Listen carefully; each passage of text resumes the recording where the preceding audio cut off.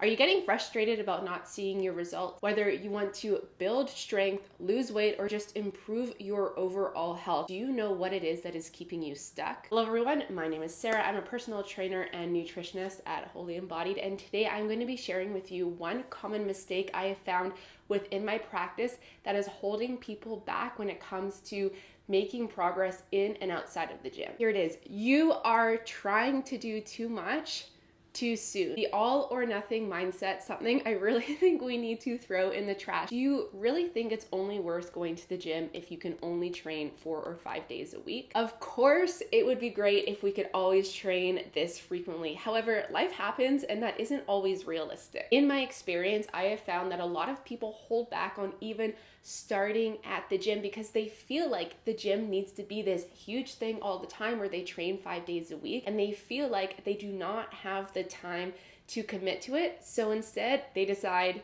to do nothing and they wait and they hold back. This is how I started. I had an all or nothing mindset for the first few years of my fitness journey, and it took a long time to learn about balance and that sometimes less is actually more. We don't always have the ability to go to the gym 5 days a week, especially not at the beginning when it's not already a part of your routine, when we haven't already developed the habit. I have found that a lot of people think of where they are now versus where they want to be, and where they want to be might be a huge goal. And so they think about all of the time and energy that it's going to take to achieve this goal, and they get overwhelmed and they procrastinate starting because they do not have the resources to fully commit 100% to it. And so they think, okay, maybe I'll try again on Monday, or maybe I'll try again next month. And of course, life never slows down and it keeps getting put on the back burner. It is simply not realistic to expect so much of yourself so soon. Your circumstances are probably different than the fitness influencers who you follow on social media, who quite literally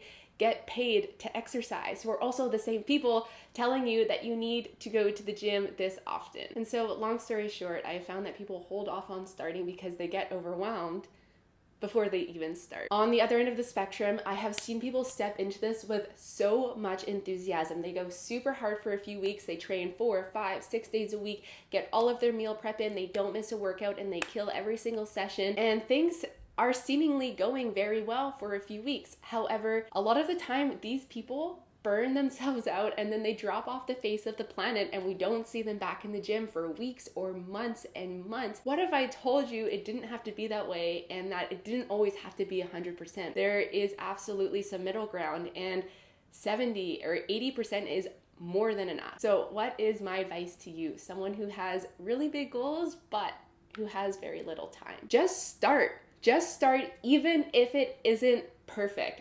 Just freaking start. Do not overcommit yourself and give yourself permission to ease into it. I find when we overcommit and then we miss a meal or a session, we beat ourselves up, we feel awful, and we're way more likely to lose traction and fall off track. This will also leave us feeling very discouraged and unmotivated. So instead of telling yourself you should work out 5 days a week, start with one extra workout, start with one extra glass of water, start with one extra home-cooked meal that week. Just start with one thing. And think about this. What if we were to do less but more frequently rather than trying to do more but less frequently? Baby steps are still steps. Drop the need for perfectionism and just start. The more consistent we are, the more likely we are to get the results that we want. My second and last piece of advice is to think about your ultimate goal, and then I want you to cut it in half and then cut it in half again. For example, if your goal is to lose 20 pounds, cut it in half to 10 and then cut it in half again to 5. Create more short-term manageable goals. This will also help to create little milestones along the way and little victories that we can celebrate. This is going to allow for more fun. This is going to give you more flexibility. If we miss a week and we miss a session, it's so much easier to get back on track because we can get so discouraged when the end result just seems so far away. Most importantly, you need to enjoy the process. If you are doing something and it is taking over your life and it is feeling like a chore and it is no longer fun, then is it really benefiting you? If you are having a hard time getting started with your health and fitness goals and you feel like you could use a little bit extra support or accountability, shoot me a message. I do offer online and virtual coaching. So if you think that we would be a good fit and you would love to have a conversation, I would love to hear from you. If you like this video, give me a thumbs up. And until next time, guys, don't forget to eat, squat, and come and just start. Stop putting it off. Just start, even if it isn't perfect.